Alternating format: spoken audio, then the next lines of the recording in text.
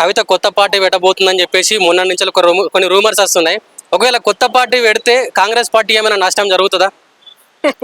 ఇది చాలా నవ్వుకోదగ్గ విషయం నేనైతే అనుకోవడానికి. ఎందుకంటే అక్క జాగృతినే 3 రకాలుగా మార్చింది. ఒక మాట అంటున్నాం.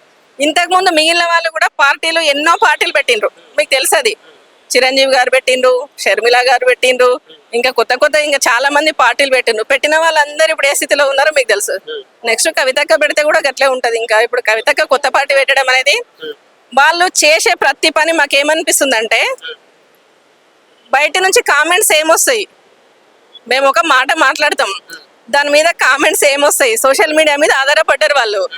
ఆ కామెంట్స్ బట్టి వీళ్ళు రూట్ మార్చుకుంటున్నారు అంతే. మనం పార్టీ పెడితే పార్టీ పెడుతున్నామని ఒకటి వాళ్ళు కామెంట్ పెడుతున్నారు బయటికి.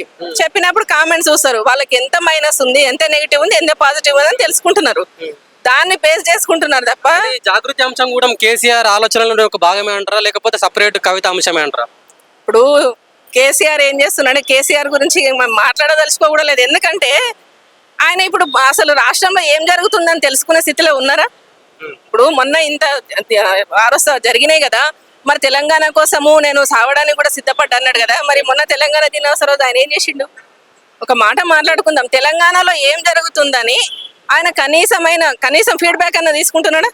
తీసుకుంటే ఆయన ఇప్పటి వరకు ఫామ్ హౌస్ లో కూర్చోడు. ఫీడ్బ్యాక్ తీసుకుంటే తను కాకుండా తను అంటున్నాడు కదా ఎంతో మంది త్యాగాలు ఉన్నాయి, వాళ్ళందరినీ కూడా ఇప్పుడు బయటకు తీసుకొచ్చి వాళ్ళందరూ కూడా గ్రౌండ్ లెవెల్లో ఉంటే ఇప్పుడు పరిస్థితి ఎట్లుండేది వాళ్ళది? మరి ఆ స్థితిలో వాళ్ళు ఉండలేకపోతున్నారు అంటే ఎవరు కారణం? వాళ్ళే కదా.